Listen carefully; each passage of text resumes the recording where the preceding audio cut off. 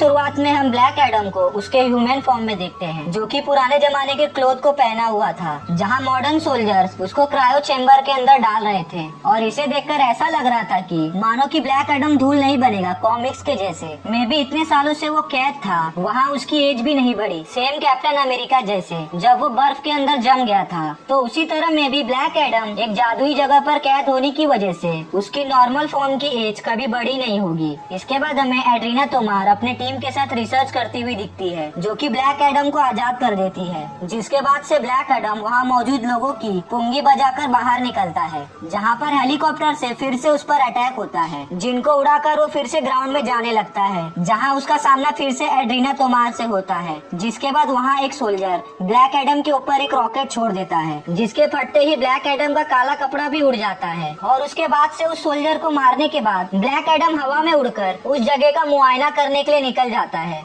जिसके बाद उसके पीछे 2 फाइटर प्लेन्स आ जाते हैं। और ये सीन तो देखने के बाद मुझे आयरन मैन की याद आ गई, बट दोनों में अंतर ये होता है, ब्लैक एडम उधर से निकलने के लिए उस प्लेन को डैमेज कर देता है, जबकि टोनी ने वहाँ किसी भी प्लेन को बिना डैमेज किए वहाँ से निकलने का तरीका निकाल लिया था। और अब यहाँ पर मैं एक चीज क्लियर कर देना चाहता हूँ कि एड्रीना तोमार अपनी मर्जी से इस रिसर्च टीम का हिस्सा नहीं थी, बल्कि उससे ये रिसर्च जबरदस्ती करवाया गया था। शायद उसके भाई को उन सोल्जर ने किडनैप करके उसे इस रिसर्च को कंप्लीट करने के लिए कहा होगा, इसीलिए एड्रीना तोमार ने इस रिसर्च को पूरा किया और ब्लैक एडम को आजाद कर दिया। और यहाँ पर मैं जिसको एड्रीना तोमार का भाई बोल रहा हूँ, हो सकता है कि वो उसका बेटा हो, जिसको हमने ट्रेलर के इस सीन में देखा था। और जब ब्लैक एडम बाहर तबाही मचा रहा था, इन फोर्सेस से लड़ रहा था, तब एड्रीना तोमार अपने भाई या बेटे को लेकर यहाँ से निकलने की फिराक में रहती है, लेकिन उसे कुछ गुंडे रोकने आ जाते हैं, जहाँ पर ब्लैक एडम आकर उन्हें उन गुंडों से बचाता है। और ये बताने का मकसद इतना है कि जो भी एड्रीना तोमार से ये सब कुछ करवा रहा था, वो तो इस मूवी का मेन विलन होगा, जो कि ऐसा वैसा गुंडा नहीं है, क्योंकि उसने पहले तो नॉर्मल सोल्जर्स को भेजा जो कि पैसे के लिए काम करते थे, और इसके बाद से उसने इंटर गैंग के लोगों को भेजा। अब इंटर गैंग के लोग जो कि एलियन टेक का यूज करके टेक्नोलॉजी को बहुत ज्यादा हाई टेक पर रखे हुए थे। अब जो बंदा इंटर गैंग को हायर कर सकता है, उसकी पहुंच तो बहुत ही हाई होगी, पर चिंता करने की कोई बात नहीं, क्योंकि ब्लैक एडम उन इंटर गैंग के लोगों को आराम से फोड़ते हुए आगे जाता है।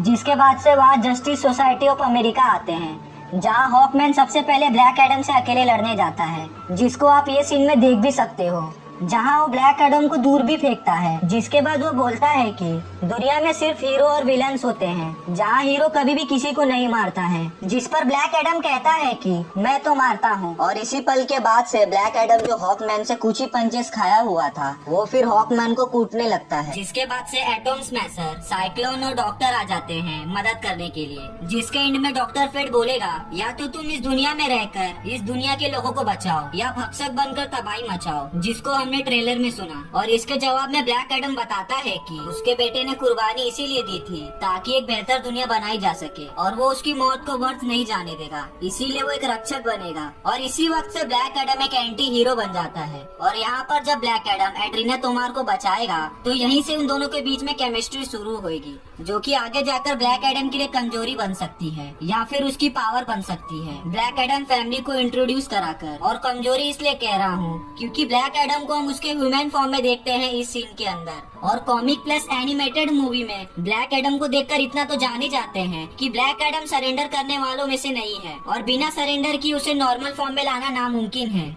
तो शायद ब्लैक एडम को यहाँ पर सरेंडर करने के लिए मजबूर किया गया हो, जहाँ एड्रीना तोमार या उसके भाई या बेटे को पॉइंट ब्लैंक के रेंज में रखकर ब्लैक एडम को नॉर्मल ह्यूमन फॉर्म में बनने के लिए कहा गया हो।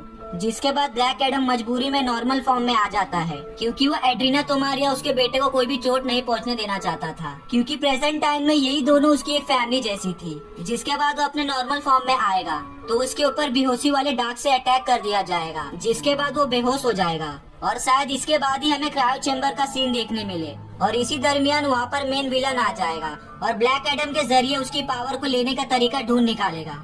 और जब तक जस्टिस सोसाइटी ऑफ अमेरिका वहाँ आकर ब्लैक एडम को आजाद करेगी, तब तक वो विलन को पावर मिल चुकी होगी। और इसके बाद से हमें फाइनल फाइट के अंदर black Adam plus justice society of America versus main villain लड़ते हुए दिखेंगे। या फिर ऐसा भी हो सकता है कि मेन विलन को मारने के बाद ब्लैक एडम को ऐसा लगे कि ये दुनिया उसके बिना काफी सेफ है, इसीलिए वो खुद को क्रायो चैम्बर में डालने के लिए बोलता है ताकि जब बाद में उसकी जरूरत पड़े तो उसे वापस लाया जा सके, जिससे ये भी एक्सप्लेन हो जाएगा कि वो इतने समय से कहाँ था और क्यों कभी हमें डीसी मूवी के अंदर नहीं दिखा। इनकेस आगे वो ये बताना चाहे कि ब्लैक एडम डीसी में पहले से ही एग्जिस्ट करता है। और यहाँ पर जैसे कि मैंने बताया, एड्रीना तोमार ब्लैक एडम की फैमिली को डीसी के अंदर स्टैब्लिश करने का मेन जरिया हो सकती है, क्योंकि कॉमिक के अंदर उसका भाई और वो मिलकर एक ब्लैक एडम फैमिली बनाते हैं, तो वैसा होते हुए मूवी के अंदर दिखाया जा सकता है। बट आई थिंक यहाँ पर हम जिसको एड्रीना का भाई बोल रहे हैं वो मूवी में उसका बेटा भी हो सकता है, क्योंकि जब ब्लैक एडम उन्हें देखेगा कि यहाँ पर इंटर गैंग वाले एड्रीना तोमार को जबरदस्ती बंदी बनाकर काम करा रहे हैं, तो ब्लैक एडम उसे देखकर खुद को रिलेट कर पाएगा, क्योंकि पास्ट में वो भी बंदी था और उसने अपने परिवार को खोया था और उसमें से भी अपने बेटे और अपनी बीवी को खोया था। और यहाँ पर एड्रीना